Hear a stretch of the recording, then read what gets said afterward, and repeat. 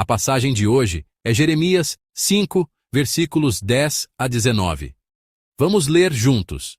Subi aos seus muros e destruí-os. Não façais, porém, uma destruição final. Tirai as suas ameias, porque não são do Senhor. Porque aleivosissimamente se houveram contra mim a casa de Israel e a casa de Judá, diz o Senhor. Negam ao Senhor e dizem, não é Ele, e nenhum mal nos sobrevirá. Não veremos espada nem fome. E até os profetas se farão como vento, porque a palavra não está com eles. Assim lhe sucederá a eles mesmos. Portanto, assim diz o Senhor, o Deus dos exércitos. Porquanto disseste tal palavra, eis que converterei as minhas palavras na tua boca em fogo, e a este povo em lenha, e eles serão consumidos. Eis que trarei sobre vós uma nação de longe, ó casa de Israel, diz o Senhor. Uma nação robusta, uma nação antiquíssima, uma nação cuja língua ignorarás, e não entenderás o que ela falar. A sua aljava é como uma sepultura aberta, todos eles são valentes, e comerão a tua sega e o teu pão, que haviam de comer teus filhos e tuas filhas. Comerão as tuas ovelhas e as tuas vacas, comerão a tua vide e a tua figueira. As tuas cidades fortes, em que confiavas, abatê-las-ão à espada. Contudo, ainda naqueles dias, diz o Senhor, não farei de vós uma destruição final. E sucederá que, quando disserem, por que nos fez o Senhor, nosso Deus, todas estas coisas? Então, lhes dirás, como vós me deixastes, e servistes a deuses estranhos na vossa terra, assim servireis a estrangeiros, em terra que não é vossa. Amém. Mudei um pouco o título da mensagem de hoje. Quero compartilhar a palavra com o título: Não farei de vós uma destruição final.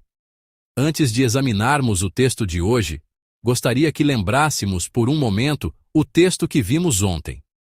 Em especial, em Jeremias 5, versículo 1, Deus ordenou a Jeremias desta maneira: que ele percorresse as ruas de Jerusalém, indo por todos os lados, e procurasse uma pessoa que praticasse a justiça e buscasse a verdade. Uma só pessoa. Mas, infelizmente, essa única pessoa não foi encontrada até o fim. O povo, os líderes e até os profetas, todos tinham virado as costas para Deus. O texto de hoje vem logo depois dessa situação desesperadora. Mas aparece uma cena muito estranha. O povo que havia virado as costas para Deus não conseguia perceber claramente a própria situação. Em especial, no versículo 12 do texto de hoje, eles dizem isto: nenhum mal nos sobrevirá. Não veremos espada nem fome. Eles estão dizendo que nada aconteceria com eles. Deus estava claramente falando de um juízo severo, mas o povo de Israel mostrava uma temperatura espiritual completamente diferente. Nós estamos bem? Estamos tranquilos? É isso que eles demonstravam. Então, por que surgiu essa diferença tão grande entre Deus e o povo?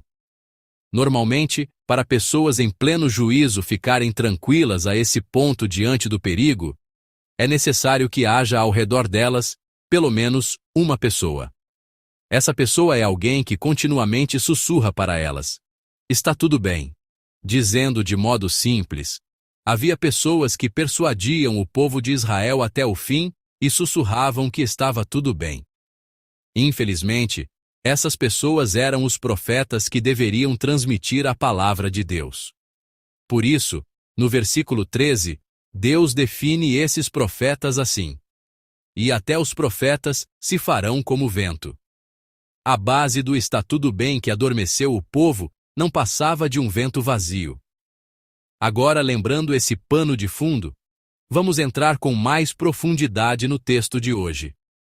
Primeiro, a palavra de hoje começa com uma declaração de juízo. É o versículo 10. Vamos lê-lo novamente, em uma só voz. Subi aos seus muros e destruí-os. Não façais, porém, uma destruição final. Tirai as suas ameias, porque não são do Senhor. Amém. No texto de hoje, no versículo 10, uma palavra chama a nossa atenção. É a palavra muros. Seria bom até circulá-la. Irmãos, Essa palavra não significa originalmente o tipo de muro em degraus que imaginamos. É uma palavra que aponta para uma vinha. Deus estava transmitindo este texto por meio da imagem de um agricultor que entra em uma vinha bem cultivada e corta os ramos inúteis. Na Bíblia, Israel às vezes é descrito como uma vinha que o próprio Deus cultivou com as suas mãos. Um trecho representativo pode ser Jeremias 5. Em outras palavras, Deus está dizendo: agora começarei a podar os ramos da vinha que eu mesmo cultivei. Mas por que Deus está para começar essa poda? O motivo é descrito no versículo 11. Irmãos, vamos ler novamente o versículo 11 do texto de hoje. Porque aleivosissimamente se houveram contra mim a casa de Israel e a casa de Judá, diz o Senhor. Amém. Isso não significa apenas que Israel contou uma mentira. Significa que Israel abandonou a aliança com Deus. Portanto, a poda do versículo 10 não deve ser vista como uma ira repentina de Deus, mas como o juízo de Deus sobre o povo de Israel, que continuava traindo a aliança. No entanto, esse Deus não procura a causa do juízo na Babilônia. O texto de hoje primeiro denuncia não a Babilônia, mas aquilo que os ouvidos do povo estavam escutando. Então, qual era o problema que continuou afligindo o povo de Israel até o fim? Vamos ler juntos, em uma só voz, o versículo 12 do texto de hoje. Negam ao Senhor e dizem: não é Ele. E nenhum mal nos sobrevirá. Não veremos espada nem fome. Amém. Como podemos ver no texto, o problema deles era a autossuficiência presunçosa. Explicando de maneira simples, eles pensavam assim: nós somos o povo de Deus. Entre nós está o templo de Deus. Temos a aliança davídica. Será que Deus realmente nos puniria? Será que Ele realmente nos julgaria? Esse também foi o quadro que Jeremias expôs no capítulo 7, quando ficou diante da porta do templo. A ilusão de que temos o templo de Deus, a ilusão de que a aliança davídica nos sustentará, foi justamente por causa dessa ilusão que Jeremias declarou que eles seriam julgados. A armadilha em que o povo de Israel caiu estava exatamente aí. Essa era a verdadeira natureza da sua autossuficiência e da sua falsa tranquilidade. Ironicamente, o coração que confiava na bênção que Deus havia dado tornou-se o ponto de partida da crise de hoje. Mas havia um problema ainda mais sério do que eles mesmos. A razão pela qual o povo de Israel caiu nessa autossuficiência, como mencionei há pouco, é que havia uma voz ao lado deles que os incitava sem parar. Eram os profetas. O versículo 13 do texto de hoje registra assim: e até os profetas se farão como vento, porque a palavra não está com eles. Assim lhes sucederá a eles mesmos.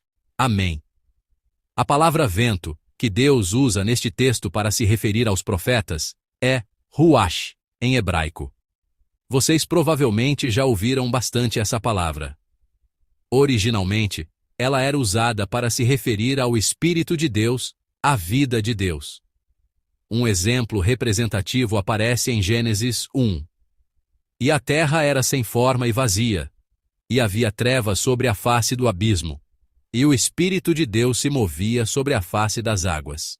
A mesma palavra aparece também na expressão de Deus soprando fôlego de vida no ser humano, fazendo dele alma vivente. Também no milagre dos ossos secos que voltam à vida na profecia de Ezequiel, o Espírito que aparece é esse ruach. Por isso, o fato de os profetas serem chamados por essa palavra, vento, é ainda mais triste. Originalmente, os profetas eram pessoas que deveriam receber o Espírito de Deus e transmitir a palavra de Deus. Mas os profetas que aparecem no texto de hoje eram pessoas que haviam perdido a palavra de Deus. Por isso, a boca que deveria transmitir vida, a boca que deveria transmitir o Espírito de Deus, é descrita, ao contrário, como um vento vazio. Então, o que fez deles esse vento vazio? O texto registra a razão assim: porque a palavra não está com eles. O problema deles não era o vento em si. O problema era que dentro daquele vento não havia a palavra de Deus. A razão pela qual as palavras que saíam da boca dele só podiam ser vento vazio é que nelas não havia substância, não havia o conteúdo chamado Palavra de Deus. Eram palavras suaves ao ouvido e que davam paz ao coração, mas, na verdade, não havia realidade dentro delas. Contudo, logo no versículo seguinte, Deus chama a palavra que está na boca de Jeremias de fogo. O que é esse fogo? Vamos olhar para esse fogo daqui a pouco. Mas primeiro veremos o destino do povo que seguiu esse vento vazio dos falsos profetas. O destino ao qual chegou o povo que seguiu o vento vazio dos falsos profetas é explicado nos versículos 15 a 17 do texto de hoje. Uma nação virá. Ela é muito antiga, e sua língua não poderá ser compreendida. E o texto descreve a aljava deles como uma sepultura aberta. No fim, Deus diz que eles não apenas comerão os grãos da colheita, mas também devorarão os filhos e as filhas do povo de Israel. Devorarão os rebanhos e o gado. E por fim, derrubarão até as cidades fortificadas em que eles confiavam. Esse foi o destino ao qual o vento vazio falado pelos falsos profetas os levou.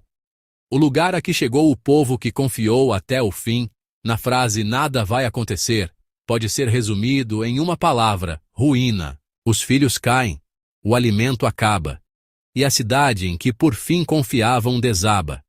Essa foi a realidade enfrentada pelo povo de Israel, levado por mentiras suaves. Amados irmãos, por que Deus lançou essa palavra antecipadamente? Se Deus realmente desejasse apenas julgar, haveria motivo para dizer essa palavra antes? Certamente não. Mas Deus transmitiu essa palavra com antecedência. Ele primeiro lhes deu a palavra profética, de que o destino ao qual chegariam seria o juízo e a destruição pela Babilônia. A razão era uma só. Deus transmitiu essa profecia com o coração de quem ainda esperava que o povo de Israel voltasse, mesmo naquele momento. Esse coração aparece no versículo 18 do texto de hoje. Antes de examinarmos o versículo 18, vejamos o versículo 14. Se o falso profeta era vento no versículo 13, logo no versículo seguinte, Deus entregou ao verdadeiro profeta Jeremias uma palavra completamente oposta. Vamos ler o versículo 14 juntos. Em uma só voz. Portanto, assim diz o Senhor, o Deus dos exércitos: porquanto disseste tal palavra, eis que converterei as minhas palavras na tua boca em fogo, e a este povo em lenha, e eles serão consumidos. Amém. O vento do versículo 13 e o fogo do versículo 14 são colocados em contraste. Primeiro, o vento, como bem sabemos, espalha tudo. Às vezes ele passa por um instante e traz uma sensação de frescor, mas a realidade do vento é que nada se pode segurar nas mãos. E o fogo? Quando olhamos para a parte final do versículo 14, podemos confirmar que o combustível desse fogo era o povo de Israel. Esse fogo não era apenas um fogo aconchegante. O fogo de que Deus falou era o fogo do juízo, isto é, um fogo ardente. Além disso, Deus disse: porquanto disseste tal palavra. Ou seja, esse fogo pode ser entendido como juízo sobre as palavras tranquilas que eles vinham pronunciando.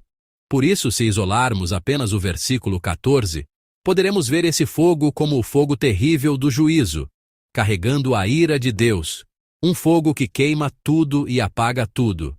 Então ficamos diante da pergunta mais importante. Se esse fogo realmente é um fogo que queima e elimina tudo, olhando apenas para o resultado, será que não há grande diferença entre o vento, que leva à ruína, e o fogo, que também leva à ruína? Mas são totalmente diferentes. Isso porque o texto de hoje trata de um conteúdo decisivo dentro desse fogo. Vamos ler juntos, em uma só voz, o versículo 18. Contudo, ainda naqueles dias, diz o Senhor, não farei de vós uma destruição final. Amém. O calor do fogo não foi suavizado. O que mudou foi o alcance desse fogo. O fogo da ira de Deus, o fogo do juízo, O fogo colocado na boca de Jeremias era este: Deus queimaria, mas não queimaria tudo até o fim. Foi esse limite que transformou o fogo de destruição total em fogo de poda, que corta apenas os ramos inúteis. Só então podemos dizer que esse fogo e o vento são diferentes. O vento vazio tranquilizou o povo, mas no fim o deixou em ruínas. O fogo limitado do juízo de Deus, porém, realmente queimou tudo. Mas queimou apenas a palha e deixou o grão. Foi um fogo que deixou o conteúdo importante. Essa palavra, não farei de vós uma destruição final. Na verdade, não é uma palavra que ouvimos pela primeira vez. Nós já havíamos ouvido essa promessa antes da mensagem de juízo.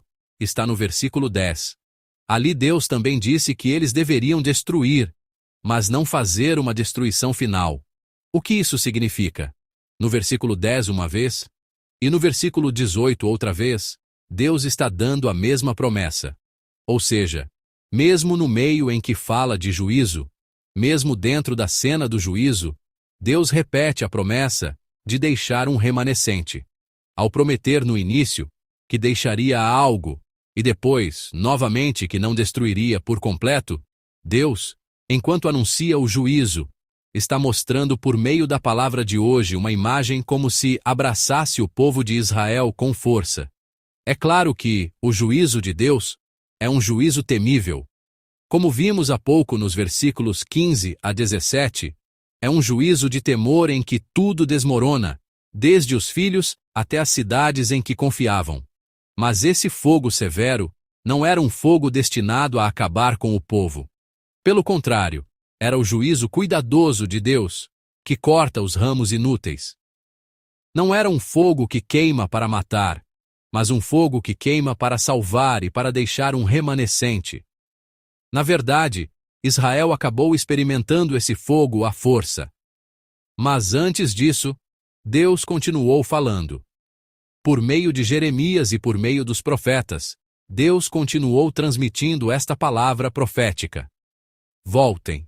Por favor, retornem. Se o povo de Israel tivesse primeiro se humilhado diante dessa palavra e se aproximado de Deus com humildade, teria encontrado não o fogo do juízo, mas o fogo da purificação. No fim, a diferença não estava no tipo de fogo. A diferença estava em saber se nós nos colocamos primeiro diante da palavra antes que Deus precise nos queimar à força, ou se não o fazemos. Amados irmãos, então, o que devemos pedir a Deus a cada madrugada e no lugar da nossa vida? Na verdade, não é o vento que apenas nos consola e nos dá tapinhas nas costas. Devemos buscar a palavra verdadeira, que nos incomoda e nos fere, mas que no fim nos é dada para nos salvar. É claro que esse fogo não é confortável. Ele não parece nos tornar tranquilos. É um fogo que revela o meu pecado, que me quebra e às vezes me faz sofrer. Mas quero que vocês se lembrem de uma coisa. O que esse fogo queima não é para nos matar. Não é para nos matar. Mas para queimar a palha dentro de nós e formar o grão. É o fogo de disciplina que nos torna como ouro puro diante de Deus. Portanto, esse fogo pode ser visto como a expressão mais profunda do amor. Se Deus realmente tivesse desistido de nós, não haveria motivo para nos aparar dolorosamente, nem para nos fazer passar por algo tão sofrido. Como o pastor titular pregou no passado por meio da carta aos Romanos, o fim do juízo de Deus, na verdade, é o abandono. É simplesmente deixar a pessoa entregue a si mesma. Mas hoje Deus continua nos tratando, mesmo quando isso nos dói, por meio desse fogo, porque Ele não desistiu de nós. Portanto, irmãos, não fujam desse fogo. Pelo contrário, que possamos ir diante desse fogo e entregar voluntariamente a nós mesmos. Eu abençoo vocês no nome do Senhor. Agora vejamos a palavra final do texto de hoje, o versículo 19. Aqui o povo faz esta pergunta a Deus: por que nos fez o Senhor, nosso Deus, todas estas coisas? Essa pergunta soa quase como a expressão de alguém que diz que sofreu injustamente embora não tivesse culpa alguma. Mas a resposta de Deus a essa pergunta é profundamente significativa. Ele responde assim: como vós me deixastes e servistes a deuses estranhos na vossa terra. Irmãos, há algo que precisamos lembrar aqui. Quem abandonou quem primeiro? Deus não abandonou o povo primeiro. O povo abandonou Deus primeiro.